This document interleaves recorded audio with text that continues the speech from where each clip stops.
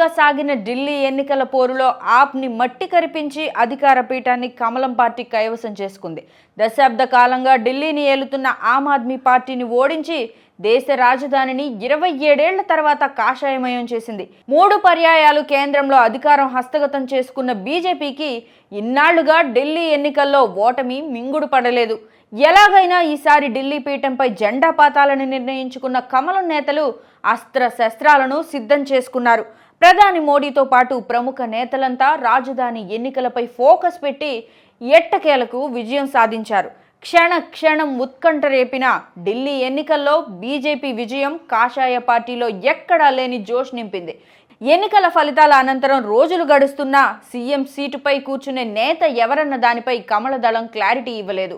ఎన్నో పేర్లు, మరెన్నో ఊహాగానాల మధ్య ఢిల్లీ సీఎం పదవి ఓ మహిళకు దక్కడం అందరినీ ఆశ్చర్యానికి గురిచేసింది. అప్పటి వరకు వినిపిస్తున్న పార్టీ సీనియర్ నేతల పేర్లు, పార్టీ అధ్యక్షులు, మాజీ ముఖ్యమంత్రి కుమారుడు, వీరందరినీ తోసిరాజని రేఖా గుప్తను సీఎంగా ప్రకటించారు.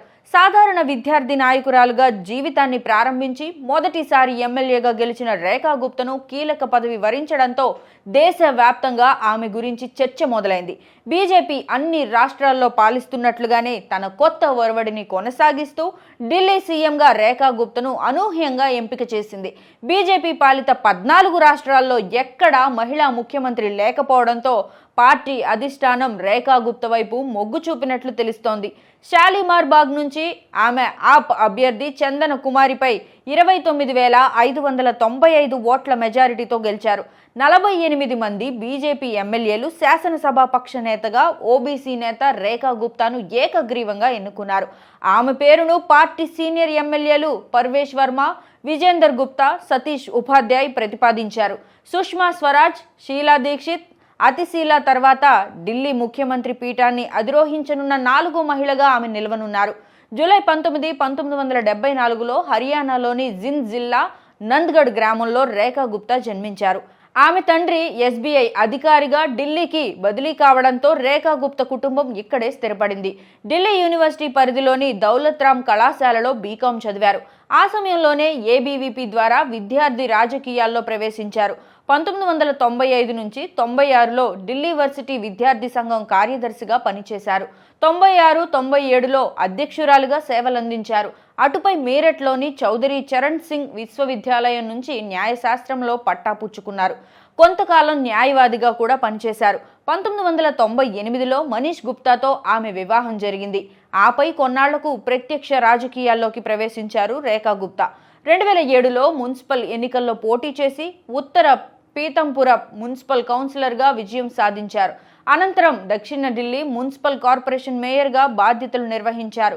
మొదటి నుంచే ఏబీవీపీ విద్యార్థి విభాగంలో పనిచేయడంతో ఆర్ఎస్ఎస్తో ఆమెకు సన్నిహిత సంబంధాలు ఏర్పడ్డాయి. సంఘ్ మహిళా సంబంధిత కార్యక్రమాల్లో ఆమె చురుకుగా పాల్గొనేవారు.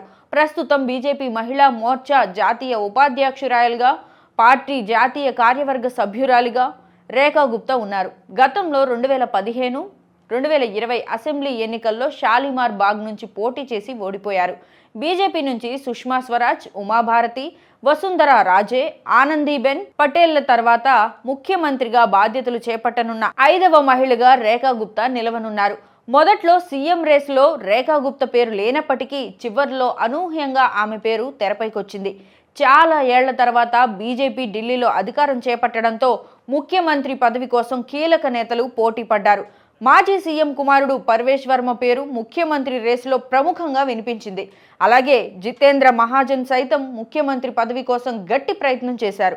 చివరకు సామాజిక సమీకరణాలు, ఆర్ఎస్ఎస్తో అనుబంధం ఉన్న బినోయ్ సామాజిక వర్గానికి చెందిన రేఖా గుప్తా వైపు అధిష్టానం మొగ్గు చూపింది. ఎన్డీఏ కూటమి ముఖ్యమంత్రుల్లో మహిళలు ఎవరూ లేకపోవడం కూడా ఆమెకు కలిసొచ్చింది.